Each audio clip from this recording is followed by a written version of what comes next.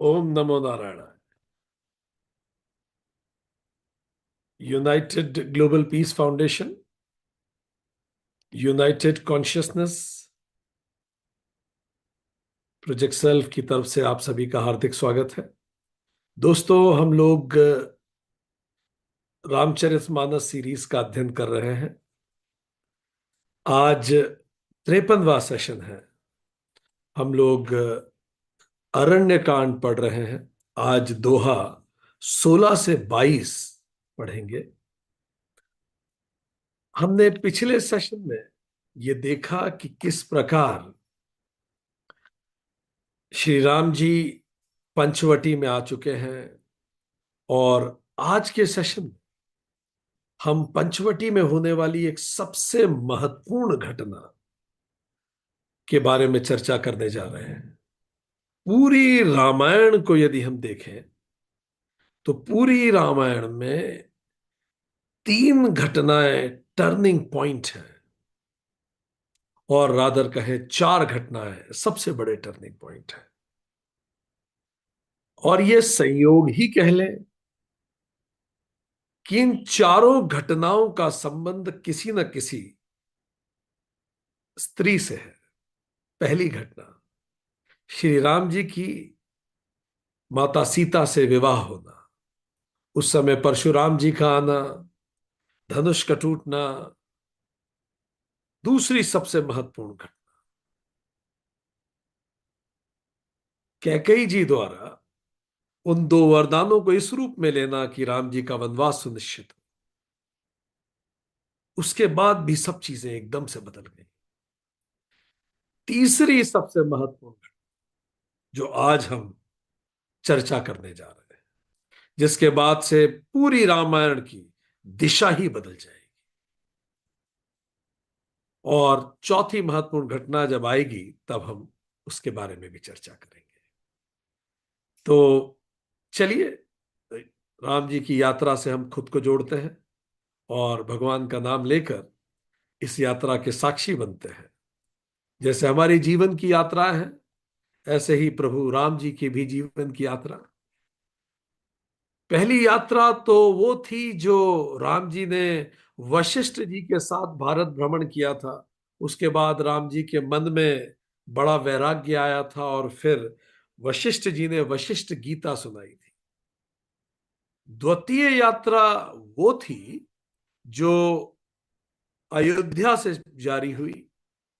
अयोध्या से वो बक्सर और दरभंगा बिहार का जो क्षेत्र है, जहां ताड़ का वध हुआ, जहां अहिल्या जी का उद्धार हुआ, और वहां होते हुए राम जी और सीता जी का विवाह हुआ जनकपुर में, और पुनः अयोध्या वापस आए। ये तो द्वितीय यात्रा थी। प्रथम यात्रा जो गुरु के साथ हुई थी, ऋषि वशिष्ठ के साथ, उसके बाद वशिष्ठ गीता हुई।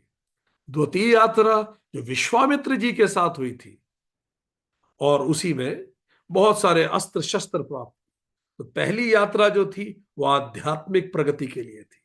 राम जी की जो दूसरी यात्रा थी वो सामाजिक और हम कहें शस्त्र प्राप्त करने की यात्रा थी, सांसारिक शक्ति इकट्ठा करने की यात्रा।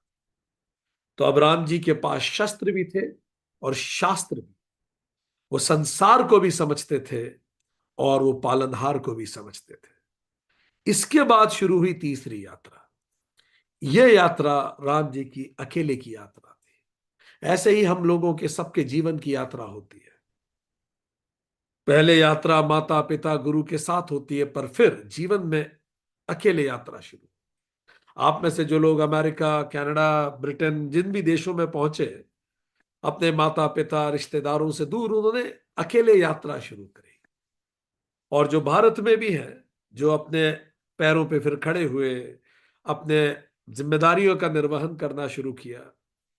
सो यह यात्रा अयोध्या से प्रारंभ हुई, प्रयागराज होती हुई, चित्रकूट होती हुई, ये इतनी लंबी यात्रा नासिक पहुंच चुकी है।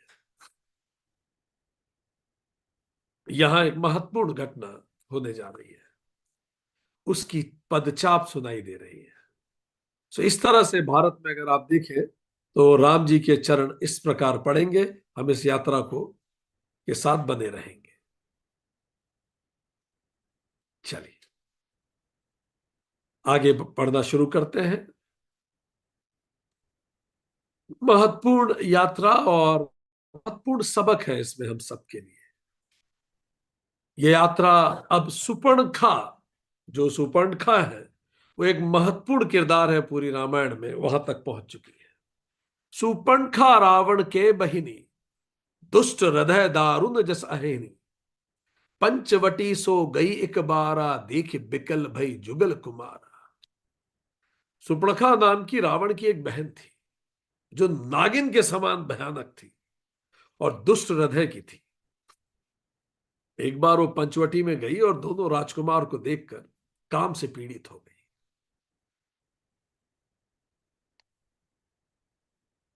भ्राता पिता पुत्र उर्गारी, पुरुष मनोहर निरखत नारी, होई बिकल सक मन ही न रोकी, जिमी रवि मनि द्रव रब ही बिलोकी। काक भशुंडी जी जो कथा सुना रहे हैं गरुड़ जी को, उन्होंने कहा कि जो सुपर्णखा थी वो राक्षसी थी, सर्व ज्ञान से शून्य थी और काम से अंधी हो चुकी थी।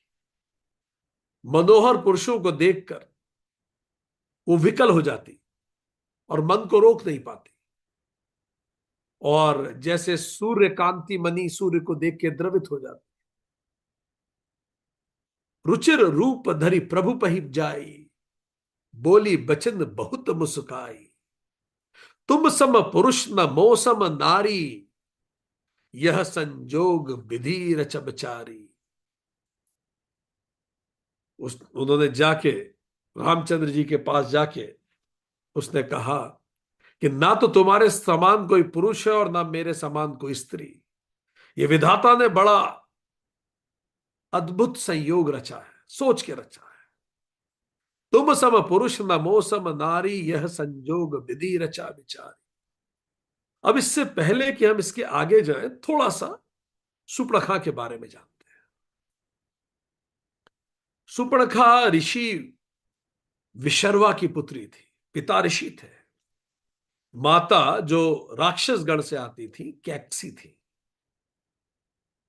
तो माता राक्षसी थी, पिता ऋषि थे। दोनों संभावनाएं सुपर्णखा के पास बचपन से थी, राक्षसी प्रवृत्ति ले या ऋषि की प्रवृत्ति ले। वो ऋषि कन्या भी थी और राक्षस कन्या भी थी। वो रावण की, कुंभकर्ण की और विभीषण की सगी बहन थी। तो रावण को भी उसने देखा था बचपन से और विभीषण को भी देखा था उसने बचपन से। उसने ऋषि पुत्र विभीषण को भी देखा था और राक्षसी पुत्र रावण को भी देखा, और दोनों के मध्य कुंभकर्ण को भी देखा था। इनकी शादी विद्युत जिह्वा से हुई थी। विद्युत जिह्वा जो थे ये भी राक्षस कुल के थे, कालकेय राक्षस के कुल के। कालकेय अगर आपने नाम सुना हो बाहुबली मूवी में, तो ये उसी कुल के विद्युत जिह्वा थे। शब्द से ही समझ में आता है विद्युत जिह्वा। उसकी जिह्वा जो थी विद्युत की तरह चलती थी। इसके कई मतलब है। बड़ा तेजस्वी था और वाक चातुर्य था, बड़ा पराक्रमी भी था, तेज था उसमें, बड़ा राक्षस था, प्रवृत्ति का हिंसक था, रावण का मित्र था, रावण को कई युद्धों में मदद करता। तो विद्युत जिह्वा ने जब सुपर्णखा को देखा तो उस पर मोहित हो गया, विवाह का प्रस्ताव रखा। सुपर्णखा ने इसे स्वीकार किया और रावण को कहा। रावण चाहता नहीं था ये शादी हो, पर विद्युत जिह्वा युद्धशील था, सामर्थ्यवान था और रावण की कई जगह मदद कर सकता। तो एक तरह से एक राजनीतिक विवाह इन दोनों के बीच में हो गया, गठबंधन हो गया। तो रावण राजी हो गया, पर विद्युत जिह्वा बड़ा योग्य था, तो कई बार रावण स्वयं भी असुरक्षित महसूस करता। सामर्थ्यम द्रष्टव्यम न कुलम, जैसा कहते हैं कि सामर्थ्य देख के वो शादी हुई थी, कुल देख के नहीं हुई थी। कि चूंकि योग्य था वो राक्षस कुल में, इसलिए हो गई। तो ये जो विवाह हुआ विद्युत जिह्वा से, तो उसके बाद विद्युत जिह्वा और सुपड़खा का एक पुत्र हुआ, जिसका नाम हुआ सन कुमार। कई जगह उसको जम्बू कुमार भी कहते हैं।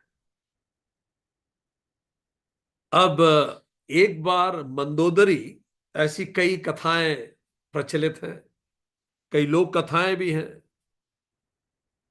कई मलयाली कथाएं भी हैं, रामायण के 300 संस्करण हैं। उनमें से कुछ के हम आपको कुछ एब्स्ट्रैक्ट्स बता रहे हैं। तो एक बार मंदोदरी और सुपर्णखा में विवाद हो गया, क्लैश हो गया। वो बात इतनी ज्यादा बढ़ गई कि ये विवाद पतियों तक पहुंच गया, और विद्युत जिह्वा और जो रावण था वो भी आपस में लड़ने लगे। तो जब इनमें आपस में लड़ाई सी हो गई, तो विद्युत जिह्वा ने, इससे पहले कुछ रावण समझ पाता, उसको निगल लिया। और रावण को जैसे उसने निगल लिया, अब रावण के निकलने की संभावना, जीवन की संभावना क्षीण हो गई। तो रावण ने अंदर से ही अपनी बहन को आवाज दी और बचपन की याद दिला के कहा, आज मेरी तू जान बचा ले। एकमात्र रास्ता यही था कि विद्युत जीवा का पेट चीर दिया जाए। तो सुपड़खा ने अपने तेज नाखून से, सरकंडो जैसे तेज नाखून, इसलिए उसका नाम पड़ा सुपर्णखा। सूपा जो सरकंडे का होते हैं, ऐसे तेज नाखून थे उसने सरकंडो के सूपे जैसे तेज नाखून से फाड़ दिया पेट विद्युत जिह्वा का, और रावण जिंदा निकल गया। अब वो बड़ी दुखी हो गई, बहुत विलाप में हो गई, क्योंकि उसके पास चॉइस यही थी कि या तो विद्युत जिह्वा या रावण। उसको इतना दुखी देख के रावण ने 2 वचन दिए उसे। यहां भी 2 वचनों की कहानी है। वचन 2 दशरथ जी ने भी दिए थे, वचन 2 रावण ने भी दिए। रावण ने वचन ये दिए कि जो तेरा पुत्र है वही आगे चल के मेरा उत्तराधिकारी बनेगा। ये पहला वचन था। दूसरा वचन ये था कि तू जिससे चाहेगी मैं तेरी शादी करूं। बहुत गिल्ट में रहने रखी लगी सुपर्णखा। अपने हाथों से अपने पति की उसने हत्या की थी।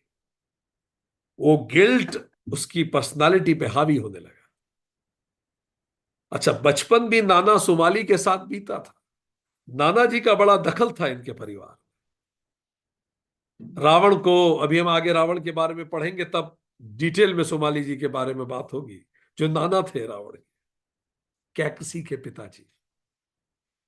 तो बचपन से बड़ा उसने कॉम्पिटिटिव एनवायरनमेंट देखा था सुपर्णखा ने भी। रिसोर्सेज, मतलब प्रेम के लिए लड़ाई, किसको ज्यादा प्रेम मिले, किसको ज्यादा सम्मान मिले, उसकी लड़ाई। तो बचपन भी उसका ऐसा ही बीता था, जब उसको अपने आप, अपने लिए प्रेम लाने के लिए उसे लड़ना पड़ा, अपने प्रति अटेंशन लाने के लिए लड़ना पड़ा। बड़ी हुई तो ऐसी स्थिति बन गई कि भाई और पति में से चुनना पड़ा। पति की हत्या उसके सिर आ गई। अब इसके बाद जब कुछ साल बीते, तो रावण अपने वचन से पलट गया। रावण ने जो सन कुमार था या जम्मू कुमार था, उसको वंशज नहीं बनाया, उसको अपना उत्तराधिकारी नहीं डिक्लेयर किया। Now she felt absolutely cheated, कि मेरे हाथ से तो सब कुछ चला गया, कभी मुझे प्रेम नहीं मिला, ऐसा उसको महसूस। तब उसने अपने बेटे को, जम्मू कुमार या सन कुमार को, यह कहा कि बेटा, अगर तुम्हें जीवन में कुछ करना है तो शक्ति अर्जित करो। जिसके पास शक्ति होती है वही इस धरती को भोगता है। तो उसने इस प्रकार की परवरिश देना शुरू की अपने बच्चे को बचपन से, क्योंकि इसी से वो गुजरी थी, यही उसकी चुनौतियां थी। और बच्चे को यह भी बताया कि तुम क्या करो, तुम तपस्या करना शुरू करो। और तपस्या किसकी? तुम ब्रह्मा जी की तपस्या करो। पर उसने यह भी बताया, ध्यान रखना, ब्रह्मा जी चालबाजी करते हैं वरदान देने में। उसने ये भी बताया अपने पुत्र को, संत कुमार को, कि एक बार जब तुम्हारे काका, या तुम्हारे मामा सॉरी, कुंभकर्ण जो थे, वो तप कर रहा, उन्होंने इतना भयंकर तप किया, पर वो चाहते थे कि वो इंद्र बन जाए। पर इससे पहले कि वो इंद्रासन मांगते, मक्खी बन के इंद्र उनकी जुबान पे बैठ गए, और मुंह से इंद्रासन की जगह निंद्रासन निकल गया। तो 6 महीने अभी सो ही रहे। फिर उन्होंने और भी पुरानी कहानियां बताई। वो जो हिरण्यकश्यपु थे, जब उन्होंने बड़ा तपस्या की और उन्होंने कहा मैं अमर हो जाऊं, तो ब्रह्मा जी ने बोला कि नहीं, आप अमर ऐसा ब्लैंकेट नहीं दे सकते। You ask what you want, अमरता नहीं दी जा सकती, तो लगभग अमरता ले लीजिए। तो हिरण्यकश्यपु ने यही मांगा कि वो ना इंसान से मरेगा, ना पशु से उसकी मृत्यु होगी, ना दिन में, ना रात में, ना घर में, ना बाहर, ना यक्ष से, ना देव से। उसने इस तरह से अश्योर करा कि वो नहीं मारा जाएगा किसी भी हालत में। पर अंततः उसका भी संहार हुआ। नरसिम्हा अवतार ने संहार किया, और ना वो पशु थे, ना मनुष्य थे, ना दिन था, ना रात था, ना अंदर था, ना बाहर था, और वो खत्म हो गया। तो इस तरह से हमेशा कुछ तो कुछ रहेगा। जैसे महिषासुर, ये कहानियां बचपन से सुनाई गई, हर जगह अपने अनुसार संस्कार दिए जाते। तो बचपन से संस्कार दिए गए संत कुमार। फिर बताओ, महिषासुर को देख लो, जब इतनी बड़ी तपस्या की, वो बेटे को बता रही थी जब तपस्या करना अलग विषय है, जब फल मांगने का समय आए तो संतुलित शब्दों में क्या मांगना है, बहुत विचार करके मांगना, क्योंकि उस पल पे अगर गलती हो गई तो पूरी तपस्या बेकार हो जाएगी। जैसे हिरण्यकश्यपु की हो गई, जैसे कुंभकर्ण की हो गई। और महिषासुर, महिषासुर इतना शक्तिशाली, उसने तपस्या करी। जब उसकी बूंद मांगने वाली समय आया, तो उसने बोला ना मैं यक्ष से मारा जाऊं, ना किन्नर से, ना गंधर्व से, ना किसी भी स्पीशीज से। तो उसने सब बोल दिया, पर वो महिला बोलना भूल गया कि महिला से ना मारा जाऊं। तो फिर दुर्गा माता ने उसका संहार कर दिया। तो उनका कहने का मतलब था कुछ भूल मत जाना। उन्होंने बोला अब अपने मामा रावण को ही ले लो। रावण जी ने तपस्या करी, उन्होंने सब मांग लिया, पर वो इंसान बोलना भूल गए कि इससे भी ना मरूं, उससे भी ना मरूं, उससे भी ना मरूं, पर इंसान भूला नहीं उन्होंने, क्योंकि उनको लगा इंसान क्या हराएगा मुझे। ऐसा कुछ छोड़ना मत, सब ध्यान में रखना, ताकि तुम रावण से भी बड़े पराक्रमी बन सको। तो ये पराक्रम के लिए तैयार हो रहे थे संत कुमार। अब ये संत कुमार ने घनघोर तपस्या करना शुरू की। इंद्र हमेशा की तरह परेशान हो गए।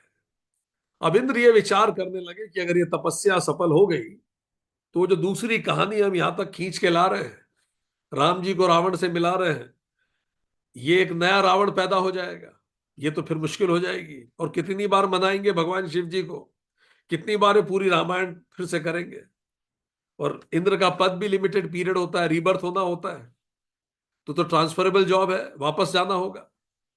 तो Indra was also in rush की, इसको रास्ते से हटाना पड़ेगा। तो एक बार इंद्र ने क्या किया, एक जानवर बन के पंचवटी में सीता जी पे अटैक किया। तो जो सीता जी पे अटैक किया, तो लक्ष्मण जी सुरक्षा के लिए भागे उस जानवर के पीछे। तो इंद्र ऐसी जगह जाके छुप गया जहां संत कुमार ध्यान में लगे थे, और वही आवाज कर, शायद इंद्र को पता हो कि ये शब्द वेदी बाण चलाने वाले दशरथ जी के पुत्र हैं, और अंधेरे में तीर इनके पिताजी ने भी चला दिया था। तो वहां जाके इन्होंने आवाज करना शुरू। लक्ष्मण जी चूंकि पीछे पीछे गए, और जैसे ही वो जानवर उस जगह घुसा, उस झाड़ियों में, और झाड़ियों में सरसराहट हुई, उन्होंने तलवार घुमाई, और वहां संत कुमार या जम्मू कुमार तब कर रहे थे, उनका गर्दन धड़ से अलग हो गई। अब जब ये गर्दन धड़ से अलग हो गई तो ये तो बड़ा, लक्ष्मण जी बड़े परेशान हो गए। ऐसी घटना पहले हो चुकी थी अयोध्या में, बहुत गिल्ट में आ गए। तब इंद्र तुरंत इनकारनेट हुए और इंद्र ने बोला आप गिल्ट में मत आइए, आपने कुछ गलत नहीं किया। श्रवण कुमार तो बड़ा बड़ा सात्विक व्यक्ति था, उसके माता पिता बहुत सात्विक थे, ये तो घनघोर तामसिक। आपने तो इस जगत को अगले संकट से बचा लिया, तो आप परेशान ना हो, ये कोई history did not repeat itself, it's okay, it's been done, no repercussion, go ahead. Lakshman ji को थोड़ा ठीक लगा, जाके राम जी को भी बात बताई, प्राश्चित प्राश्चित किया। राम जी ने भी कहा होगा कि देख के उन्हें ये सब करना चाहिए था, पर वॉट एवर, राम जी ने भी ये भी कहा उसके साथ कि जो कल को जगत का विनाश करता तामसिक व्यक्ति, तो अगर बाय चांस तुमसे घटना हुई है, पर अगर धर्म का उत्थान हुआ है तो शायद ठीक है। ये सब चर्चाएं हुई। अब इस दौरान ये जो इतनी, अब आप सोचिए, सुपर्णखा के पति नहीं रहे, बेटा नहीं रहा, भाई ने धोखा दे दिया, और एक दूसरा भाई हमेशा सोता रहा। सुपर्णखा इतनी परेशान, इतनी दुखी जीवन से, रावण ने एक वचन तो तोड़ ही दिया था, और अब बेटा भी नहीं बचा, अब कोई रास्ता नहीं। Then Surpanakha thought to get married again, have another son, और उसको भी इसी रास्ते पे आगे ले, क्योंकि संस्कार तो वही है। और तब पंचवटी में सुपर्णखा सामने आती हैं राम जी के। तो सुपर्णखा के जीवन में यह बड़ा क्रूशल टाइम था जब वो राम जी के सामने आई।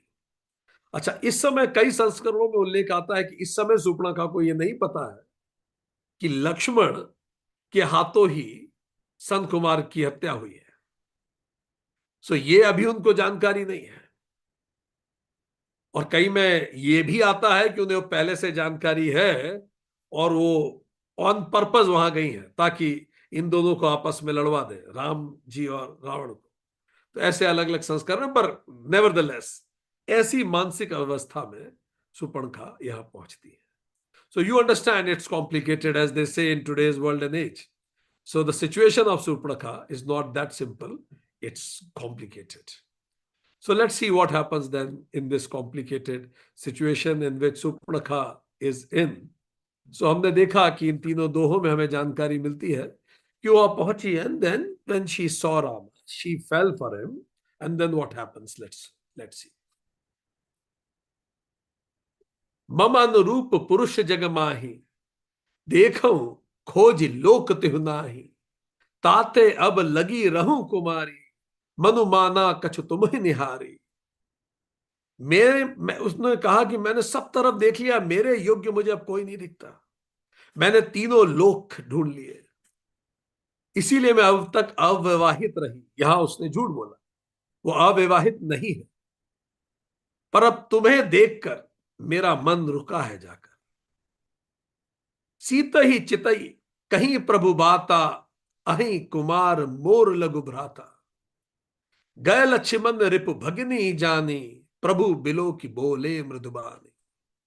सीता जी की ओर देख के रामचंद्र जी ने कहा दैट, रामचंद्र जी ने बताया कि वो ऑलरेडी सीता जी के लिए कमिटेड है, और उन्होंने हिंट करके बोला कि ये मेरे छोटे भाई हैं, जब ताकि लक्ष्मण जी बात करें और इनको रवाना करें। फिर वो लक्ष्मण जी के पास गई। लक्ष्मण जी उसे शत्रु की बहन समझकर प्रभु की ओर देख के कोमल वाणी से बोले, सुंदर सुनु मैं उन्ह कर दासा, पराधीन नहीं तोर सुपासा, प्रभु समर्थ कौशलपुर राजा, जो कछु करहि उन्हीं सब छाजा। उन्होंने कहा, हे सुंदरी, मैं तो भगवान का दास हूं, पराधीन हूं, और पराधीन को तो कोई सुख नहीं होता। भगवान समर्थ है, अयोध्या के राजा है, वो जो कुछ करे उन्हें सब फटता है, पर मुझसे कोई उम्मीद मत रखना। तो दोनों भाई एक दूसरे से इस प्रकार बात कर रहे हैं। उन्होंने कहा कि मुझसे कोई उम्मीद बिल्कुल नहीं रखना। सेवक सुख चह मान भिकारी, व्यसनी धन शुभ गति विचारी, लोभी जसु चह चार गुमानी, नब दुहि दूध चहत ए प्राणी। कितनी सुंदर बात लक्ष्मण जी ने कही। उन्होंने बोला सेवक सुख चाहे, भिखारी सम्मान चाहे, व्यसनी मतलब जो शराब पीता हो, जुआ खेलता हो और आदि व्यसन हो, वो धन चाहे, व्याभिचारी शुभ गति चाहे, लोभी यश चाहे और अभिमानी मोक्ष चाहे, तो ये सब प्राणी आकाश को धूकर दूध लेना चाहते हैं। मतलब यह असंभव है, आकाश से दूध थोड़ी टपकता है। सेवक को सुख नहीं होता। सेवा का तो कार्य ही मेहनत का है। जब आप भीख मांगते हैं तो सम्मान कैसे मिल सकता है? अगर आप में जुए जैसी लत है तो धन कैसे दिखेगा? आप व्याभिचारी हैं तो शुभ गति कैसे प्राप्त करेंगे? आप लोभी हैं तो यश तो मिल ही नहीं सकता। आप केवल अपने लिए जीते हैं। और आप अभिमानी हैं तो अहंकार ही इतना ज्यादा है कि मोक्ष हो ही नहीं सकता। तो ये तो संभव ही नहीं है, लक्ष्मण जी ने कहा। पुनि फिर राम निकट सो आई, प्रभु लक्ष्मण पही बहुरी पठाई।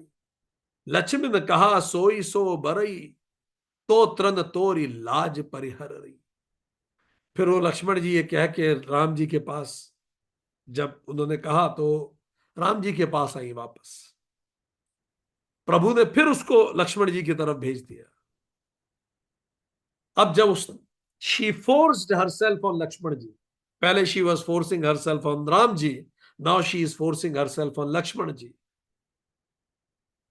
तो लक्ष्मण जी को बहुत बुरा लगा। उन्हें लगा कि ये क्या बदतमीजी, आप कोई रिश्ता किसी पे थोप तो नहीं सकते, कोई जबरदस्ती है शादी करनी। तो उन्होंने कहा तुम्हें वही वरेगा जो लज्जा को तरण तोड़ के त्याग देगा। जो निर्लज्ज होगा वही तुमसे शादी करेगा। वो इसीलिए उन्होंने कहा क्योंकि शी वॉज फोर्सिंग हर, वो अपनी पूरी लज्जा को त्याग कर, she was forcing for marriage. दिल के रिश्ते जबरदस्ती से थोड़ी होते हैं। तब खिसियानी राम पही गई, रूप भयंकर प्रगटत भई, सीत ही सभय देखी रघुराई, कहा अनुज सन सयन बुझाई। तब सुपड़खा भी क्रोध में आ गई, ना वो सुन नहीं सकती थी।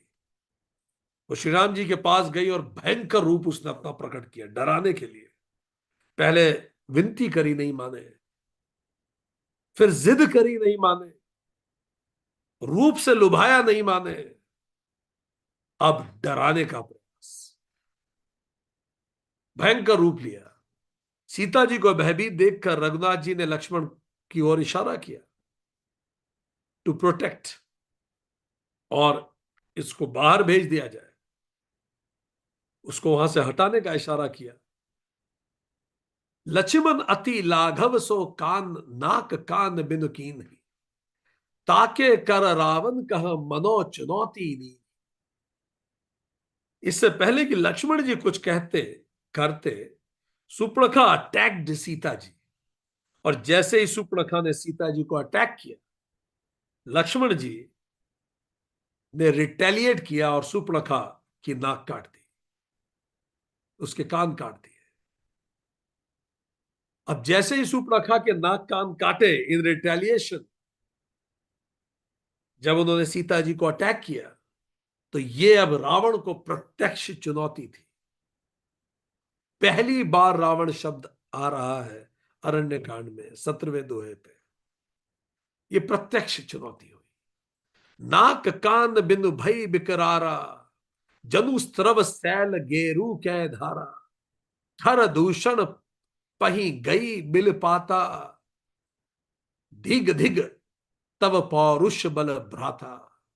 और वो नाक कान के बिना ऐसी विकराल हो गई, शरीर से खून टपकने लगा, मानो पर्वत से गेरू रंग की धारा बह रही हो। और वो तुरंत खरदूषण के पास गई और बोला कि तुम्हारी वीरता पे धिक्कार है। खरदूषण भी उसके भाई थे, और सगे भाई नहीं थे, कजिन्स थे। सो वो उनके पास गई जो तुरंत नियरेस्ट थे, क्योंकि दंडकारण्य क्षेत्र उन्हीं के अंडर में आता था, और उन्हें बोला कि तुम्हारे बल और वीरता को धिक्कार है। ये घटना ने सब कुछ बदल दिया। ये कैकेयी द्वारा मांगे जाने वर के बाद से सबसे खतरनाक घटना हो चुकी थी। माता सीता को भी अंदाजा हो गया था अब चीजें पहले जैसी नहीं रहेंगी। राम जी को भी अंदाजा हो गया था अब सब कुछ बदल गया है। इस घटना के बाद अब कुछ वैसा नहीं रहेगा। पिछले 10-12 साल जिस प्रकार जंगल में बीते, अब सब कुछ बदल जाएगा इस घटना के बाद। चलिए थोड़ा समझते हैं सुपर्णखा कौन है, क्या है उसके दिमाग में। हम लोगों ने भगवत गीता में पढ़ा है, path of destruction 2.62 and 2.63 Bhagwat Gita chapter 2 verse 62-63। भगवान कृष्ण कहते हैं कि जब हम ऑब्जेक्ट्स पे बहुत ज्यादा सोचते हैं,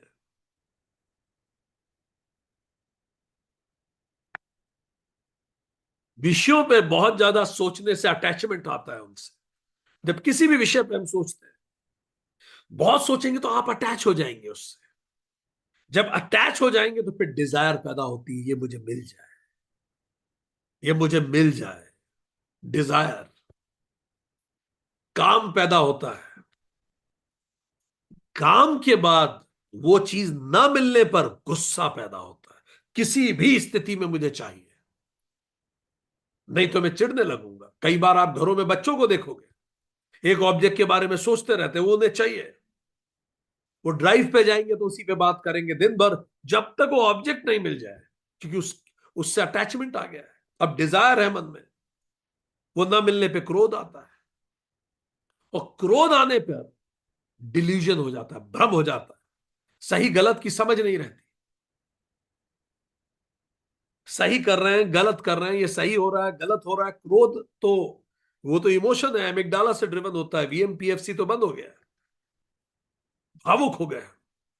और मेमोरी लॉस हो गया, वीएमपीएफसी लॉस हो गया। मेमोरी लॉस का मतलब सही गलत का बुद्धि भी समाप्त हो गई, विवेक खत्म, कोई मेमोरी नहीं बची, सही की कोई याद नहीं बची। और फिर जब हमें सही का समझ में ही नहीं आता, डिस्क्रिमिनेशन डिस्ट्रॉय हो ही गया। इससे डिस्क्रिमिनेशन डिस्ट्रॉय होता, विवेक शून्य हो गया व्यक्ति, वीएमपीएफसी समाप्त हो गया। इस मेमोरी लॉस हुआ, जितना ज्ञान था वो समाप्त हुआ, वीएमपीएफसी डिस्ट्रॉय हुआ, और फिर पैरिश हो गया। कैसे पैरिश? फिर जो करेगा सब गलत है। यही तो सुपर्णखा ने किया, यही सुपर्णखा का मन है। इंपल्सिटिविटी, मॉडर्न साइकोलॉजी कहती, बिना सोचे समय निर्णय। सामने देख लिया, पसंद आया तो अब मुझे ये चाहिए। प्रोजेक्शन, मेरी इच्छाएं दूसरों पे थोपना, हम पढ़ चुके हैं। मतलब क्या कह रही है कि इस धरती पर आपसे बेहतर पुरुष नहीं है। चलो ये तो उसकी ओपिनियन है। मुझसे बेहतर स्त्री नहीं है, ये किसने कहा? क्योंकि मुझसे बेहतर स्त्री नहीं है, इसलिए मैं जिसको पसंद कर रही हूं उससे बेहतर कोई पुरुष नहीं हो सकता। क्योंकि मैं बहुत इंटेलिजेंट हूं और मैं किसी को प्रेम करती हूं, तो व्यक्ति स्वतः बहुत इंटेलिजेंट होता है। प्रोजेक्शन, नार्सिसिस्ट नीड, सब मुझे चाहे। सुपर्णखा के बचपन से ये रहा है, सब मुझे पसंद करे। फिर इमोशनल हाईजैक हो गया, एमिगडाला ने वीएमपीएफसी हाईजैक कर लिया। राम जी को देखते ही I want this man, prefrontal cortex बंद, तर्क खत्म, एमिगडाला आवेग सक्रिय हो गया, सेक्सुअल डिजायर्स उत्तेजित हो गई। She has been living alone for years.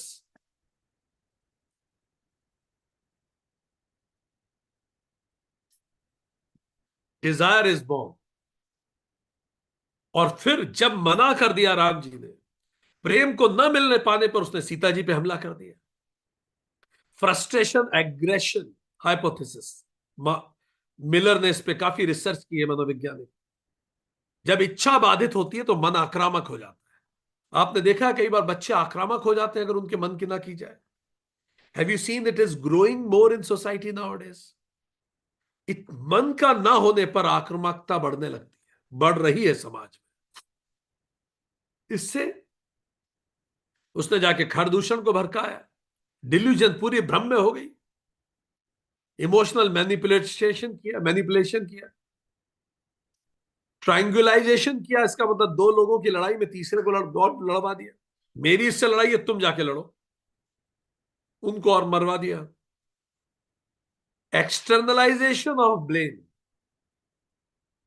गलत खुद ने किया है पर बदला भी, बदला उनसे लेना है, दूसरे गलत। मेरी लाइफ में जो कुछ खराब हो रहा है, कोई दूसरा है जो उसके लिए जिम्मेदार है, कोई जिम्मेदारी ना लेना। एक्सटर्नलाइजेशन ऑफ ब्लेम, ये भी सुपनखा में था। इसी को तो भ्रम कहते हैं। भ्रम में जीना, मैं सही हूं बाकी सब गलत है, डिल्यूजन हो गया। और फाइनली रावण को भी अब उकसाएंगी, ट्रॉमा रेस्पॉन्स। पहले गुस्सा, फिर रिवेंज की प्लानिंग, फिर मैनिपुलेट करना सबको। खरदूषण को मैनिपुलेट किया, रावण को मैनिपुलेट करेंगी, है? सब तबाही की तरफ हो गया। तो सुप्रखा कौन है? क्या आज हमें समाज में ये पैटर्न नहीं दिखता? टॉक्सिक रिलेशनशिप्स, जेलस अटैक्स, लोग जेलस होकर अटैक कर रहे हैं, ब्रेकअप्स, ऑफिस पॉलिटिक्स में भी हमें दिखता है, सिबलिंग राइवलरी में दिखता है, डोमेस्टिक वायलेंस में दिखता है। ये पैटर्न आज भी समाज में दिखता है। लोग मैनिपुलेट करते हैं और दो लोगों को आपस में मैनिपुलेट कर देते हैं कई बार। सुप्रखा अविद्या प्लस रजोगुण प्लस तमोगुण को जोड़ दीजिए तो सुप्रखा बन जाएगी। तमोगुण दूसरे का हित, मेरा हित। रजोगुण मतलब मैं ऐसा सोच नहीं रही हूं, मैं ऐसा करूंगी जाके, I will make it happen, action है उसमें। अविद्या, क्योंकि मैं सही देख ही नहीं पा रही, प्रेम को झपट्टा मार के खींचना चाहती है। राम जी जैसे ब्रह्म है, सीता जी शुद्ध मन है, लक्ष्मण जी वैराग्य है, सुपर्णखा एक विकारी मन है। नाक काटना मतलब अहंकार काटना, कान काटना मतलब गलत संस्कार काटना, क्योंकि कान से ही हम श्रवण करते हैं संस्कारों। गलत संग सत्संग नहीं होना। तो वैराग्य ने अहंकार की नाक काट दिया। और जब वैराग्य सक्रिय होता है तो मन के विकार अपने आप कट जाते हैं। तो एक जिस प्रकार आध्यात्मिक प्रगति होती है वैसा ही इस रामायण में होगा। इमीडिएट इन्फेचुएशन इज डेंजरस, ये स्तूपनाखा सिखाती है। पहली नजर का प्यार, और ये तो प्यार भी नहीं था, ये इन्फेचुएशन था। प्यार वो होता है जो समय की अग्नि से तप के निकलता है। प्यार वो होता है जहां आप बलिदान करने को तत्पर होते हैं। प्यार वो होता है जब मुझसे पहले आप होते हैं। प्यार वो होता है जहां लज्जा होती है। पर यहां कुछ भी नहीं था, वो इन्फेचुएशन था। आज आप समाज में इमीडिएट इन्फेचुएशन 10 जगह देखते हैं, आप पेपर में पढ़ते हैं। Rejection is not humiliation. अगर कोई मना कर रहा है आपको, तो आपको इंसल्ट नहीं कर रहा, ये उसका अधिकार है। तेजाब फेंक देना एक दूसरे पे, क्या नहीं पढ़ते हम समाज में? मुझे कैसे मना कर दिया? इतना अहंकार प्रेम कर सकता है कभी? आज जहां प्रेम है कल वहां नफरत है, वो कभी प्रेम था ही नहीं, संभव ही नहीं है। इतने अहंकार के साथ प्रेम करने जब हम जाते हैं तो खाली हाथ लेके ही लौटेंगे। Love without responding respecting boundaries becomes obsession. अगर मैं किसी को प्रेम करता हूं तो उसकी बाउंड्रीज का सम्मान करूंगा, थोपूंगा नहीं अपने आप को हर समय हर जगह हर तरह से। उसकी भावनात्मक बाउंड्रीज का सम्मान करना। अभी उसे अकेले रहने का मन है, गिविंग हर और हिम स्पेस। उसकी शारीरिक बाउंड्रीज का सम्मान करना, अभी उसका मन नहीं है कोई उसे छुए, giving her respect on that. उसकी सोशल बाउंड्रीज का सम्मान करना, सामाजिक रूप से ऐसी कोई बात ना कहना जो उसके सामाजिक स्वरूप को बिगाड़ती हो। यह होता है प्रेम। Love without respecting boundaries, because मैं प्रेम करता हूं, you are my territory. It doesn't work this way. Unregulated emotions violence को क्रिएट करते हैं। बहुत तेज गुस्सा आ रहा है और उसके साथ रज को जोड़ दीजिए, हिंसा हो जाएगी। Healthy self worth saves relationship. रिश्ते वही लोग अच्छे से चला सकते हैं जिनकी सेल्फ वर्थ हेल्दी है। अगर मेरी सेल्फ वर्थ बहुत कम है तो क्या होगा? हर चीज में खुद पे अटैक मानूंगा, हर चीज मुझ पे अटैक। एक सेंटेंस बोला गया, मेरी इंसल्ट होगी। एक सेंटेंस बोला गया, मुझे इंसल्ट किया। ये जिन लोगों में आप देखेंगे कि हर सेंटेंस उनकी इंसल्ट है, उसका गहराई में आप जाके देखेंगे तो अभी वो सेल्फ वर्थ के इश्यूज से जूझ रहे हैं।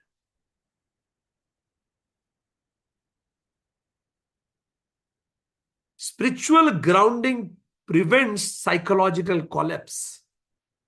एक वेदवती भी तो थी।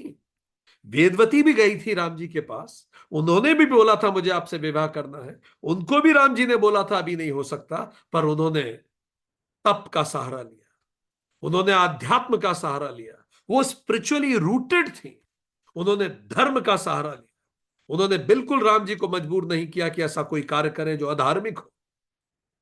उन्होंने अश्योर किया कि वो राम जी के लिए रहेंगी, राम जी के लिए जिएंगी और अंतिम सांस तक राम को प्रेम करेंगी, पर राम जी को अधर्म के लिए मजबूर नहीं करेंगी। यह है वेदवती का प्रेम। और एक प्रेम है सुपर्णखा का, जो फोर्स करता है, जो पजेस करता है, जो थ्रेटन करता है। टॉक्सिक रिलेशनशिप्स हम देखते हैं दुनिया भर में, इस तरह के केसेस। समाज बदनाम होता है out of toxic relationships, getting married and then killing that person. So it is very much important कि हम ये जो इस तरह का रिलेशनशिप होता है। कार्ल युंग नाम के एक विद्वान हुए। कार्ल युंग कहते हैं कि हर व्यक्ति में स्त्री और पुरुष दोनों होते हैं। वो कहने का एक तरीका ही है, व्यक्ति के अंदर स्त्री और पुरुष दोनों होते हैं। तो व्यक्ति के अंदर पुरुष कौन है? जैसे यहां जितनी भी स्त्रियां सेशन अटेंड, आपके अंदर पुरुष क्या है? Logic, discipline, clarity, boundaries, direction. इन फीचर्स को उसने कहा पुरुष। स्त्री क्या है? Emotion, intuition, creativity, empathy, nurturing. इन क्वालिटीज को उसने कहा स्त्री। तो उसने कहा लॉजिक, डिसिप्लिन, क्लैरिटी, बाउंड्रीज और डायरेक्शन ये पुरुष गुण है। Emotion, intuition, creativity, empathy, nurturing, प्रेम देना, गले लगाना, घाव सहलाना, क्रिएटिव होना, भावनाओं से कनेक्ट करना, दूसरे के दर्द को समझना, नर्चर करना, ये स्त्री के गुण है। और ये दोनों गुण हर व्यक्ति में होते हैं, पर कई बार डिसबैलेंस हो जाता है। तो पुरुष के मन में भी स्त्री ऊर्जा होती। स्त्री ऊर्जा को उसने कहा एनिमा, और पुरुष ऊर्जा को उसने नाम दिया एनिमस। तो हर व्यक्ति के अंदर एनिमा भी होता है और एनिमस भी होता है। ठीक है। तो पुरुष ऊर्जा एनिमस हो गई, स्त्री ऊर्जा एनिमा हो गई। तो अब जो हम देखते हैं सुपर्णखा के अंदर, तो सुपर्णखा के अंदर क्या हो रहा है? उसकी जो फेमिनाइन एनर्जी है, जो नर्चरिंग है, जो एम्पथी है, जो कनेक्ट करने की क्षमता है, जो इमोशन है, जो इंट्यूशन है, वो वुंडेड हो गई। तो जब ये वुंडेड हो जाते हैं तो बोलते हैं उसको शेडो हो गई फेमाइन। फेमिन ऊर्जा क्या हो गई? फेमिनाइन, सॉरी, फेमिनाइन ऊर्जा शेडो ऊर्जा हो गई। तो इसको कहा गया, उसने नाम दिया, कार्ल युंग एक मनोवैज्ञानिक हुए, उन्होंने कहा शेडो फेमिनाइन। इसका मतलब इसकी जो फेमिनाइन ऊर्जा है वो वुंडेड हो गई। ठीक। तो ये वुंडेड हो गई। कैसे वुंडेड हो जाती है? कब ये हमारे अंदर की जो नर्चरिंग है, किसी से प्रेम करना, कनेक्ट करना, ये सब कैसे वुंड हो जाती है? How many of you are able to relate what I am saying? Right. So Jung ने कहा कि हर व्यक्ति के अंदर स्त्री भी है, स्त्री गुण भी है, पुरुष गुण भी है। स्त्री गुण इमोशंस है, कनेक्ट करना है। अब ये रिश्ते की बात हो रही है इसलिए स्त्री गुण की बात हो रही। तो सुपर्णखा जब पहुंची, पर सुपर्णखा के अंदर का जो स्त्री गुण था वो वुंडेड हो गया। उसको कहा शेडो फेमिनाइन हो गया, छाया बन गई उसकी। कैसे होता है ये? क्यों होता है किसी के अंदर ये गुण कम हो जाते हैं? प्रेम का, नरिश करने का, दूसरे की केयर करने का, लोग एग्रेसिव क्यों हो जाते हैं? कई कारण होते हैं। जब बचपन में, पहला कारण, जब बचपन में भावनाएं दबा दी जाती हैं, इमोशंस को रिप्रेस किया जाता है, या बचपन में असुरक्षा का माहौल बहुत होता है, या बचपन में रिजेक्शन की फीलिंग होती है कि मुझे रिजेक्ट कर दिया गया, या बचपन में अबंडनमेंट की फीलिंग होती है कि जब मुझे जरूरत पड़ती है तो कोई नहीं है मुझे भावनात्मक सपोर्ट देने के लिए, तो गुस्सा भरता है, अंदर क्रोध आता है। वो जो अंदर का जो कमल होता है, हार्ट, जो हार्ट चक्रा होता है, वो श्रिंक हो जाता है। जब बचपन में प्रेम चाहिए था, किसी ने नहीं दिया, अब मैं क्रोध दूंगा। यही हिटलर के साथ हुआ, यही स्टालिन के साथ हुआ।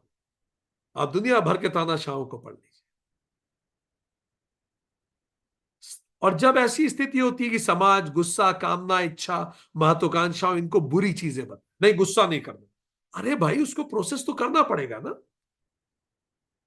कामना करना ही नहीं, अरे ऐसे नहीं होता। हमारा तो पुरुषार्थ है, धर्म अर्थ काम मोक्ष। आपकी हर इच्छा को ब्लास्फेमी बना देना, हाँ आईफोन ले लिया, ऐसे थोड़ी चलता है यार। लोग कामनाएं भी करेंगे, गुस्सा आएगा, वो गुस्सा भी आएगा, इच्छाएं होती हैं। आपकी हर इच्छा को अगर ब्लास्फेमस बता दिया गया कि पति नहीं रहा, अब आप कोई रंग नहीं पहन सकते, इससे वूंड होता है, व्यक्तित्व के ऊपर वूंड आ जाता है। अंदर गुस्सा होता है, खुद के लिए, खुद की किस्मत पे, दूसरों के प्रति फिर वो गुस्सा निकलता है। तो इस कारण से भी धीरे धीरे, अच्छा बचपन से उसकी बाउंड्रीज को रेस्पेक्ट नहीं किया गया, उसकी फिजिकल वो बाउंड्री वायलेट हुई हो, उसकी पर्सनल बाउंड्री वायलेट हुई हो, तो इस सब से कुंठा पैदा होती है। मतलब उसकी सीमाओं का सम्मान नहीं किया। तो इससे कार्ल युंग ने उसको एक शब्द दिया है, इट्स कॉल्ड अनइंटीग्रेटेड फेमिनाइन। वो पूरी बन नहीं पाई। अब ये कैसे बाहर निकलता है, देखिए आपके साथ यही। अब सुपर्णखा को देखते जाइए और याद कर, Surpanakha is a classic example of shadow feminine. स्त्री ऊर्जा का वो हिस्सा जो दबा दिया गया है। अपने हाथ से पति की हत्या की, उसका गुस्सा, भाई ने धोखा दिया उसका गुस्सा, बेटे की मृत्यु का गुस्सा, पिता की, पति की मृत्यु का गुस्सा, बचपन से प्रेम के लिए झगड़ा। तो वो क्या हो गई, वो अतिशय भावुक हो गई, ओवर सेंसिटिव हो गई है वो। भावनाओं का अनियंत्रित बहाव चलता है उसके अंदर। जहां इमोशन इंसान को चलाता है, इंसान इमोशन को नहीं चलाता, ऐसी स्थिति में आ गई है। छोटी छोटी बात पे कई लोग फूट फूट के रो जाते हैं। इमोशन चला रहे हैं आपको, आप इमोशंस को मैनेज नहीं कर रहे। You are subject of those emotions. किसी से 2 दिन जानकर उसके बिना तो मैं मर ही जाऊंगी, ऐसा सोचना, ऐसे होता है क्या? So much emotional driven. 2 दिन में किसी से ऐसा प्रेम हो जाए कि उसके बिना मर जाएंगे। अंदर इच्छा, दमित इच्छा का प्रतीक है। रिजेक्शन मिलने पर पैनिक होना, और फिर अचानक मेल्टडाउन भी हो जाना, ये सब चीजें, ये इन्फ्लेमेशन है, इन्फ्लेशन है एनीमा का। कार्ल युंग ने कहा कि ये अंदर से जो वुंड है, जो फेमिनाइन एनर्जी वुंडेड है, उसी से हो रहा है। जब भावना चेतना को खा ले, निर्णय क्षमता खत्म, सही गलत दिमाग में आ ही नहीं रहा, बस मुझे मना कैसे किया, रिजेक्शन नहीं हो सकता। पहली मुलाकात में मैरिज डिमांड कर ली सुपर्णखा ने, इतना होता है क्या? और अगर नहीं कर दिया तो मैं अटैक करूंगी सीता पे, ऐसे नहीं चलता। अत्यधिक भावुकता ने उसके विवेक को नष्ट कर दिया।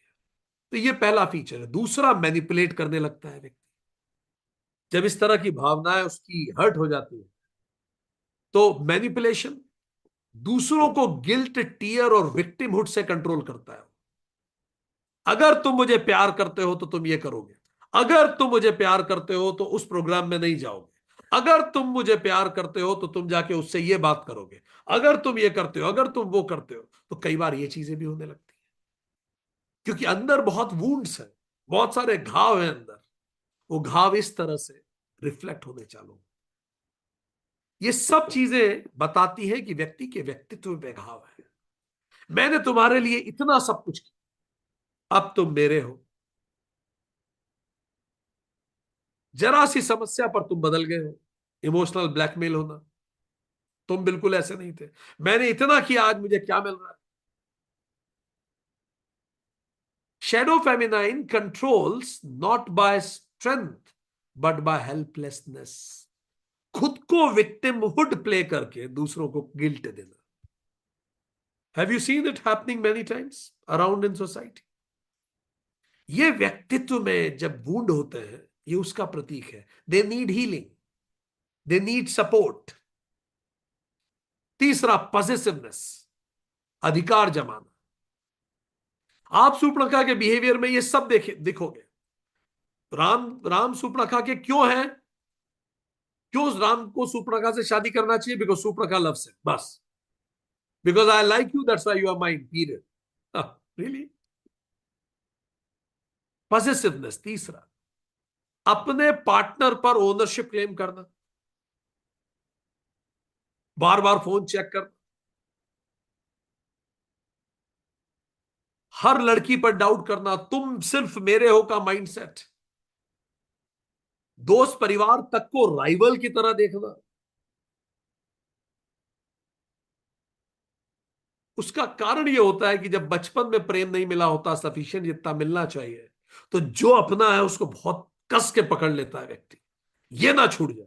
और कई बार इतना कस के पकड़ने के कारण ही वो छूट भी जाता है।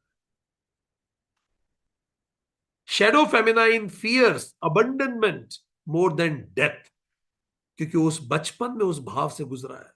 जैसे एक बच्चा सीढ़ी से गिर जाए, एक्सकलेटर से गिर जाए, तो कई सालों तक वो डरा रहता है सबकॉन्शियसली।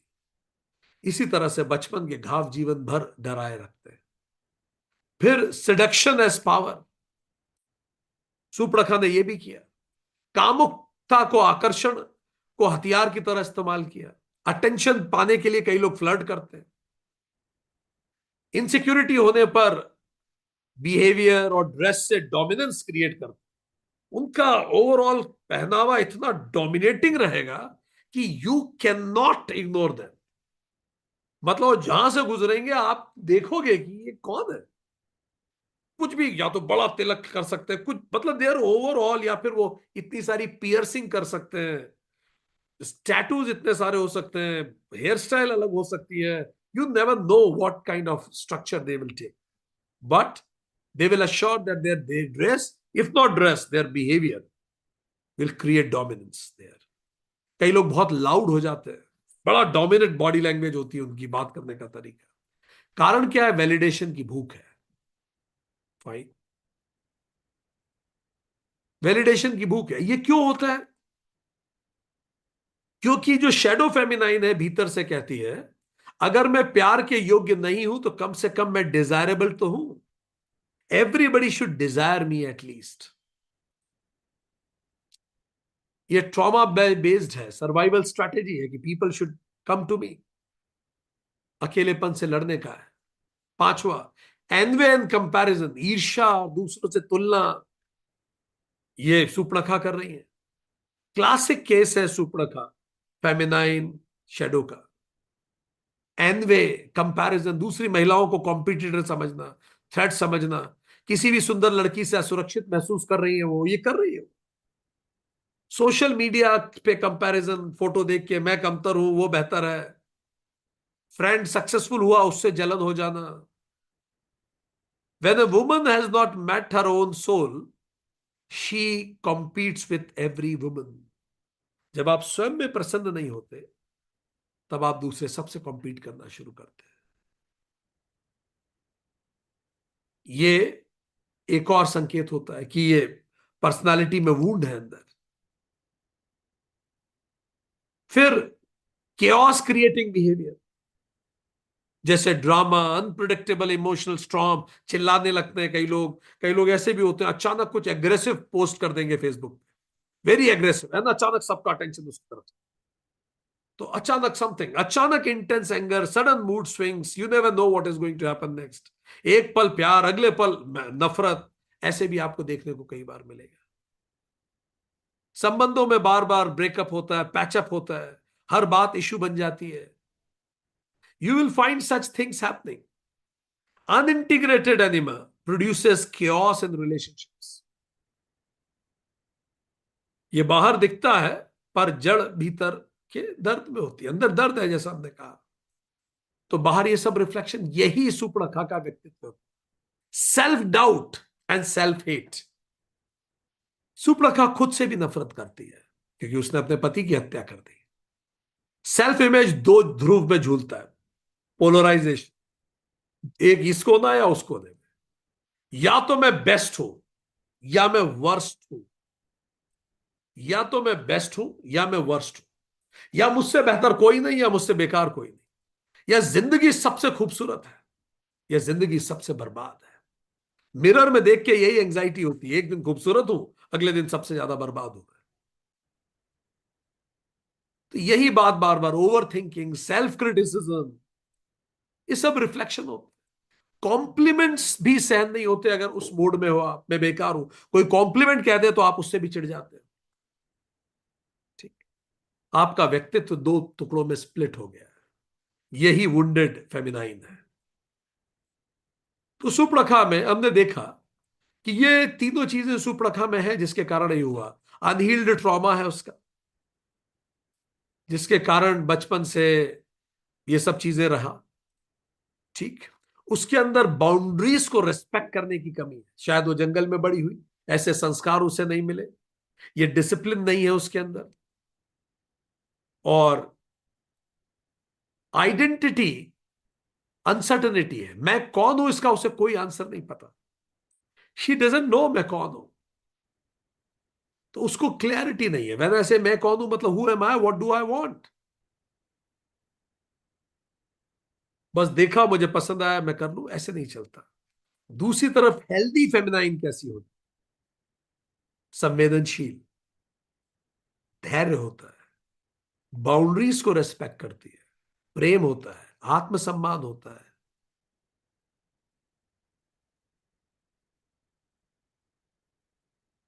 सहयोग इंपॉर्टेंट होता है, दृढ़ता होती है, आत्म स्वीकृति होती है, ग्राउंडेड होती है। सो वी अंडरस्टूड दिस कि सुपर्णखा के व्यक्तित्व में आपको आधुनिक जीवन के कई रिफ्लेक्शंस मिलेंगे। तो ये सुपर्णखा, अब जरा हम समझे सुपर्णखा और सीता जी, एक सीता मन एक है सुपर्णखा मन। तो सीता मन और सुपर्णखा मन में अंतर क्या है, थोड़ा सा अपन इसको समझते हैं। It will give us greater clarity. What is the difference between Surpanakha state of mind and Sita state of mind. So मूल स्वभाव क्या है, Surpanakha is shadow feminine, Sita ji is divine feminine. वो उसकी आइडेंटिटी क्या है, वो खुद का रूप बदल के ढूंढती है। आपने देखा होगा कई बार सोशल मीडिया पे भी लोग रूप बदल के, दूसरा जेंडर बदल के एक दूसरे से बात करते हैं। यहां she is in her true self. Dominant mind mode क्या है, emotion driven Surpanakha, value driven is Sita. तो हमारा मन सीता मन होगा या सुपर्णखा मन होगा, it's a choice. Psychological drivers क्या है, lust, jealousy and ego. Sita मन किसको फॉलो करता है, धर्मा, डिवोशन एंड डिग्निटी। आप खुद से पूछते जाइए आपका मन किसको फॉलो करता है, आपका मन सीता मन है, सुपर्णखा मन है। ईगो स्टेट क्या, बहुत हाई ईगो है उसमें, चोट लगते ही भड़क जाता है। सीता जी विनम्र है, संतुलित रहती है, विचार करके बोलती है, विचार करके कुछ करती है। अटैचमेंट स्टाइल क्या है, एंशियस, डिसऑर्गेनाइज है सुपर्णखा, सीता जी ग्राउंडेड है, सिक्योर्ड है। भावनात्मक इमोशनल ट्रेट क्या है, पॉसेसिवनेस भरी हुई है सुपर्णखा में, बचपन से नहीं मिल पाया प्रेम, तो ईर्ष्या और क्रोध बहुत है। सीता जी करुणा, धैर्य और समता है। सीता मन, यहां हम व्यक्ति की बात नहीं, अब हम मन की बात कर रहे हैं। कैसा मन सीता मन कहलाएगा। लव का स्टाइल क्या है, भोग प्रधान Surpanakha. Surpanakha want to have a child with Rama ताकि रावण से बदला ले सके। Marrying for wrong purpose. Sita ji त्याग प्रधान है, डिवोशनल। सेल्फ कंट्रोल कमजोर है, सीता जी का सेल्फ कंट्रोल प्रबल है। बिहेवियर, इंपल्सिव बिहेवियर है सुपर्णखा मन, विवेकपूर्ण बिहेवियर है सीता मन। हमारा क्या है, खुद को आकलन करते जाए। जब रिजेक्शन होता है तो हैंडलिंग कैसे होती है, सुपड़खा मन एग्रेसिव हो जाता है, सीता मन स्वीकार करता है, स्थिर रहता है कि ठीक है, उसने रिजेक्ट किया, इसका मतलब मैं खराब नहीं हो गया। कॉन्फ्लिक्टिंग स्टाइल, दूसरों को लड़ाना, दो गुणों को आपस में लड़ा दो। सीता मन आत्मबल, धैर्य, सत्य के साथ रहेंगे, गलत काम नहीं करेंगे। सोशल कंडक्ट मैनिपुलेटिव है सुपड़खा मन। सीता मन ग्रेसफुल है सोशल कंडक्ट में। वेदांता के पॉइंट ऑफ व्यू से देखें तो सीता मन शुद्ध बुद्धि है और सुपड़खा मन विकारी मन है। सुपड़खा काम क्रोध अहंकार का रिप्रेजेंटेटिव है, सीता जी शील धर्म और निर्मलता का रिप्रेजेंटेशन है। सुपड़खा के नाक को छेद कर देना का मतलब अहंकार काटना है। सीता जी की अग्नि परीक्षा सिंबल है आत्मबल और पवित्रता का। स्पिरिचुअल जर्नी सुपड़खा अविद्या की ओर जर्नी है, सीता विद्या की ओर जर्नी है। मॉडर्न साइकोलॉजी में अगर हम देखें तो एमिगडाला है सुपड़खा, वीएमपीएफसी है सीता। तो बस यही दो है, सीता और सुपड़खा। यहां सीता है, यहां सुपड़खा है। पर्सनालिटी पैटर्न की बात करें तो Surpanakha is border line personality, अभी ये है अभी वो है। सीता जी सिक्योर्ड है, सेल्फ एक्चुअलाइजेशन के ट्रेड्स। मोटिवेशन सिस्टम की बात करें तो वो डोपामिन से ही प्रेरित है सुपड़खा। सीता जी ऑक्सीटोसिन, सेरोटोनिन, स्थिर आनंद, हाँ स्पाइक्स नहीं। सेल्फ रिप्रेजेंटेशन फॉल्स है उनका, जबकि सीता जी ट्रू सेल्फ है। रिलेशनशिप इंटेलिजेंस क्या है? पजेसिव, यही अपेक्षा है, राम मुझे पजेस करे। सीता जी धर्म aligned. Handling stress aggression, Sita ji equanimity. Stability in relationship, Surpanakha अस्थिर है। सुपड़खा मन का रिश्ता कहीं कभी किसी से स्थिर नहीं हो सकता, सीता जी का चल रहा है। जीवन शिक्षा, आवेग में निर्णय विनाश करता है, सुपड़खा ने सिखाया। ईर्ष्या बुद्धि नष्ट करती है, गलत संग से पतन होता है, और आहत अहंकार सबसे खतरनाक होता है। सीता जी सिखाती है संयम ही शक्ति है। धर्म आधारित प्रेम ही सर्वोच्च है, कठिनाई में धैर्य रखना चाहिए, और सत्य ही सबसे बड़ी सुरक्षा है। आप कभी नहीं घबराएंगे, अगर आप सत्य पे हैं तो कभी आपके विरुद्ध गलत नहीं हो। सार संदेश यही है कि सुपड़खा मन का विकसित स्तर है, सीता मन परिष्कृत स्तर है। तो इसीलिए यह जरूरी है कि वैराग्य से अहंकार को काट दे और स्वयं को सीता की तरह आत्मस्थित रखें रामत्व में। तो हमने देखा इन दोनों में अंतर। अब प्रश्न ये उठता है कि हमारा मन में कितना सुपड़खा हमारे अंदर है और कितनी सीता हमारे अंदर है। ठीक जैसे हमने कहा, सबके अंदर स्त्री पुरुष दोनों है। कागज पेन उठाइए, प्रश्न आपके सामने है, अंदर से अंक देते जाइए खुद को। क्वेश्चंस आपके सामने है, क्वेश्चंस आते जाएंगे, हम पूछते जाएंगे, आप उत्तर देते जाइए। ठीक है, पहला आपको 10 में से अंक देते जाने हैं। जितना आप वैसा सोचते हैं वैसे हैं उतने ज्यादा अंक, जितने वैसे कम है उतने कम अंक।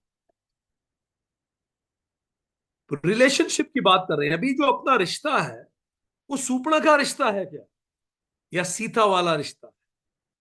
तो जो भी रिश्ते को आप लेना चाहें, आप किसी भी व्यक्ति के बारे में सोचिए जिससे आप करीब हैं, और उसके साथ अपने रिश्ते को आपको आकलन करना है। प्रयास करें कि वो रिश्ता जिसको आप प्रेम करते हैं, या वो रिश्ता जो आपका करीब है, अच्छा प्रेम ना भी करते हो, वो जो करीब रिश्ता है, जो करीबी रिश्तों में से कोई एक रिश्ता चूज कर लीजिए। तो जनरली करीबी रिश्तों को हम प्रेम करते भी हैं, पर go for a close relation and see कि कौन कौन से रेड फ्लैग हैं या नहीं। पहला प्रश्न, क्या आपका साथी भावनाएं वैलिडेट करता है? ठीक, ऐसा करें, अभी स्कोर छोड़िए, यस नो में ले लीजिए, इजी हो जाएगा आपको। बाद में ये आपके पास शीट रहेगी।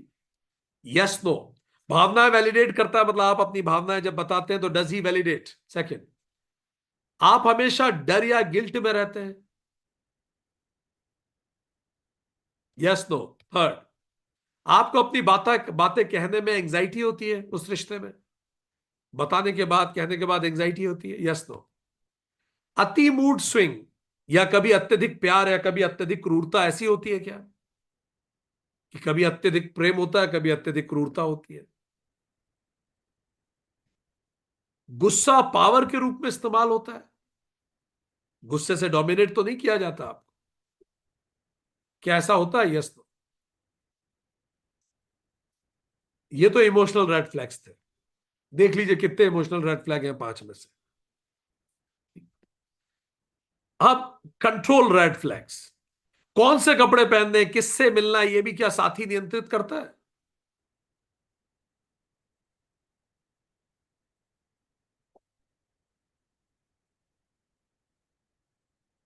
आपके फोन, चैट, सोशल मीडिया पे निगरानी होती है क्या?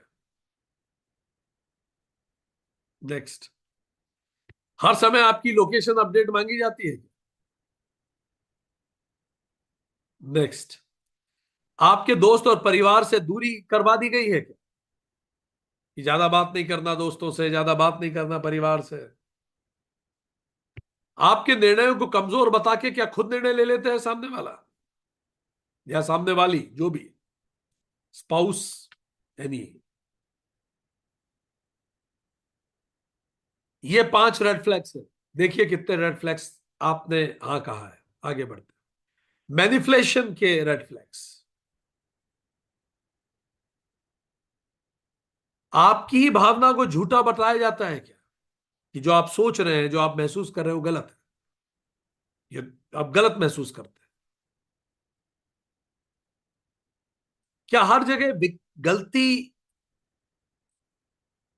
गलती किसी और की होती है पर दोष, मतलब गलती खुद की होती है पर दोष आप पर डाल दिया जाता है, विक्टिम कार्ड खेल के कि मेरे साथ ऐसा हो गया तुम्हारे कारण, मेरे साथ ऐसा हो गया तुम्हारे कारण। दिन भर कभी ऐसा होता है कि नाराजगी में दिन भर बात ना करना ये दंड देने का तरीका है? ऐसा तो नहीं है। ऐसा तो नहीं है कि रिलेशन में शुरू में अति प्यार है और फिर अभी अति नियंत्रण होने लगा है।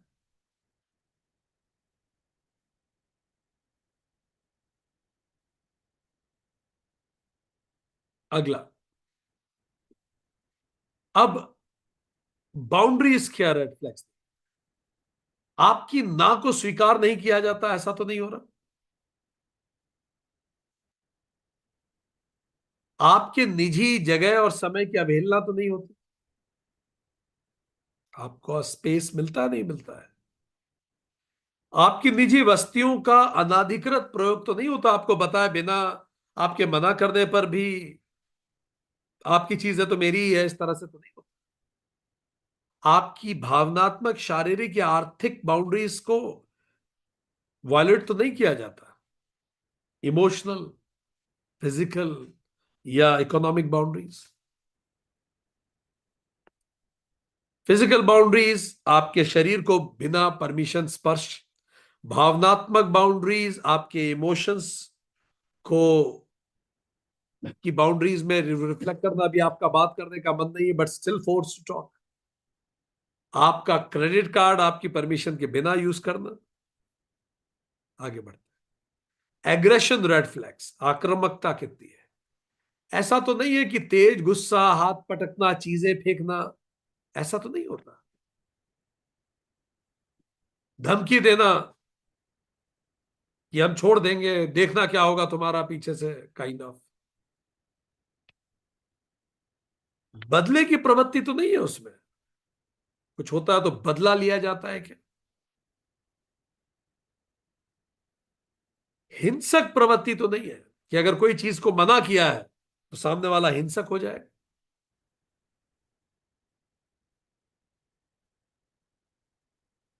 सेल्फ डैमेज की स्थिति तो नहीं बनती? ऐसा तो नहीं हो रहा कि उस रिश्ते में आपका सेल्फ वर्थ लगातार गिरता जा रहा है? आप हमेशा खुद को दोष देते हैं चीजों के लिए? आपके गोल्स, करियर, हॉबीज खत्म हो रही हैं?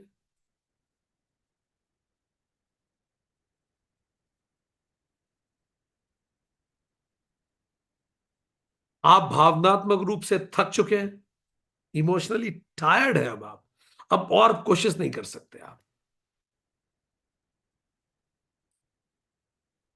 ओवरऑल रिलेशनशिप के पैटर्न, ये रिश्ता ऊर्जा देता नहीं है, ऊर्जा सक करता है। Draining, it's emotionally draining. आप दोस्त परिवार से झूठ बोलकर इस रिश्ते को बचा रहे हैं, कहीं कुछ बता नहीं रहे हैं कि भाई नाम क्यों खराब करना किसी का, नहीं सब ठीक है सब ठीक है बोल रहे हैं। आप बार बार ब्रेक पैच साइकिल में फंसे हुए हैं, कुछ दिन का ब्रेकअप फिर पैचअप फिर ब्रेकअप फिर पैचअप। आपका डेवलपमेंट रुक गया है, भय भ्रम बढ़ रहा है आपके अंदर। अच्छा, पहले क्वेश्चन में शायद हम इनवैलिडेट को वैलिडेट बोल गए हैं, आपका साथी भावनाओं को इनवैलिडेट करता है। I think I spoke validate, please be mindful, it is written over here. Perfect. अब जितने यस है उन्हें गिन लीजिए, उन पे काम करना जरूरी है। ये रेड फ्लैग्स है, न्यूनतम यस होने चाहिए। ठीक, you don't need to write it here in the chat box your score, but yes this is something where we need to think and work. So we know कि सुपड़खा मन किस तरह के रिश्तों को प्रेरित करता है। तो Surpanakha is a classical example of how relationship works when mind goes Surpanakha. अगले सेशन में हम बात करेंगे सीता मन रिलेशन को कैसे बनाना है। अगले सेशन में हम बात करेंगे कि अगर ये रेड फ्लैग्स हैं तो उन पे काम कैसे करना है। अगले सेशन में हम बात करेंगे कि अगर बचपन के वुंड्स के कारण सुपड़खा मन हो गया तो उन वुंड्स को हील कैसे करना है, कैसे अहंकार की नाक काटी जानी है, कैसे कान काटने हैं जो गलत सत्संग गलत संग हुआ है उसका। चलिए एक क्विक रिकैप लेते हैं, आज के लिए इतना ही। अगले सेशन में हम और बात करेंगे। अभी तो खरदूषण का आना बाकी है, अभी तो रावण का आना बाकी है।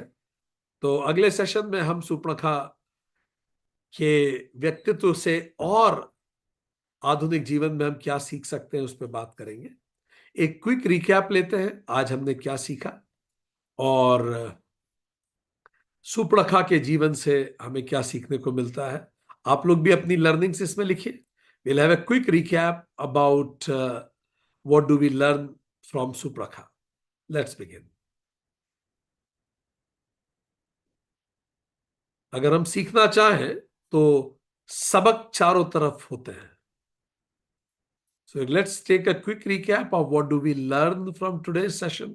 हमने देखा कि आज के सेशन में हमने जाना कि सुपर्णखा विशर्वा जी की पुत्री थी और सुपर्णखा रिप्रेजेंट करती हैं कि हमारे मन के अंदर जो हमारा विकारी मन है वो सुपर्णखा है, शुद्ध मन सीता है और राम जी ब्रह्म है और वैराग्य है लक्ष्मण जी। और लक्ष्मण जी वैराग्य जब अहंकार की नाक काटता है या नाक काटना ही अहंकार खत्म करना है तो ही इंसान सही रास्ते पे आगे बढ़ना शुरू होता है। हमने ये देखा कि किस प्रकार सुपर्णखा नाराज हुई जब उनको कहा गया, और हमने देखा कि सुपर्णखा मन हमें याद दिलाता है भगवत गीता की किस प्रकार जब मन का नहीं होता तो किस प्रकार इंपल्सिटिविटी आती है, बिना सोचे समय व्यक्ति निर्णय लेता है, अपनी इच्छाएं दूसरों पे थोपने लगता है, सब मुझे चाहे, नार्सिसिज्म आ जाता है, इमोशनल हाईजैक हो जाता है, प्री फ्रंटल कॉर्टेक्स काम करना बंद कर देता है और इंसान एमिगडाला से ड्रिवन हो जाता है। सेक्सुअल डिजायर्स आदमी को कंट्रोल कर लेती है, कामनाएं कंट्रोल कर लेती है। फिर फ्रस्ट्रेशन एग्रेशन भी हमने देखा कि कैसे फ्रस्ट्रेशन एग्रेशन तेजी से हो जाता है जब इच्छा बाधित होती है तो मन आक्रामक हो जाता है। फिर इमोशनल मैनिपुलेशन होते हैं, दो लोगों में आपस में लड़ाई, एक्सटर्नलाइजेशन ऑफ ब्लेम शुरू हो जाता है और फाइनली एंगर, रिवेंज प्लानिंग और फिर मैनिपुलेटिव बिहेवियर शुरू हो जाता है। हमने इसके बारे में देखा कि इसी तरह से सुपर्णखा का जीवन रहा। हमने देखा immediate infatuation is dangerous, rejection is not humiliation, love without respecting boundaries becomes obsession, unregulated emotions violence को create करते हैं, healthy self worth save करती है relationship को, और spiritual grounding prevent psychological collapse। इस पे हमने डिटेल में चर्चा करी। इसके साथ हमने आगे भी बात की कि हमने देखा कि फेमिनाइन एनर्जी जब भी व्यक्ति में आती है तो वो अतिशय भावुकता और अलग अलग तरीके से ये रिफ्लेक्ट होना चालू होती है। सो वी अंडरस्टूड इट कि जब भी फेमिनाइन एनर्जी वुंडेड हो जाती है तो वो ओवर सेंसिटिविटी में आती है, वो मैनिपुलेशन को प्रमोट करती है, वो पॉजिटिवनेस को प्रमोट करती है। हमने ये देखा कि किस प्रकार एक दूसरे को हम ब्लेम करने लगते हैं, किस प्रकार विक्टिमहुड हम प्ले करने लगते हैं, ये सब चीजें धीरे धीरे इस सब में चालू होती है। हमने इन सब चीजों को समझा और जाना। I think this is better to see in less time. Seduction as power, anyway and comparison पे हमने बात की, chaos क्रिएटिंग बिहेवियर पे बात की, सेल्फ डाउट, सेल्फ हेट, ये सब पेंडुलम की तरह चलता है। बचपन में जब ट्रॉमा होता है उन सब का असर व्यक्तित्व पे जीवन भर पड़ता है। और बाउंड्रीज को जब रेस्पेक्ट नहीं किया जाता, क्लैरिटी नहीं होती मैं कौन हूं, क्या चाहता हूं। इसीलिए आध्यात्मिक रूटेड होना बहुत जरूरी है। और इसीलिए धैर्य, संवेदनशीलता, प्रेम, आत्मसम्मान, सहयोग, दृढ़ता, आत्मस्वीकृति, ये चीजें महत्वपूर्ण है। हमने पूरा अंतर देखा, हमने पूरा इन दोनों के रिलेशनशिप को देखा कि किस प्रकार सुपड़खा मन कैसा रिश्ता क्रिएट करता है और सीता मन कैसा रिश्ता क्रिएट करता है। और उसके बाद फिर हमने रेड फ्लैग्स के बारे में बात की कि ये 30 रेड फ्लैग रिश्ते में कभी नहीं होने चाहिए। अगर ये 30 रेड फ्लैग नहीं है तो रिश्ता हेल्दी है। So it's just a quick assessment of our relationships. आज के लिए इतना ही। राम जी की यात्रा जारी रहेगी।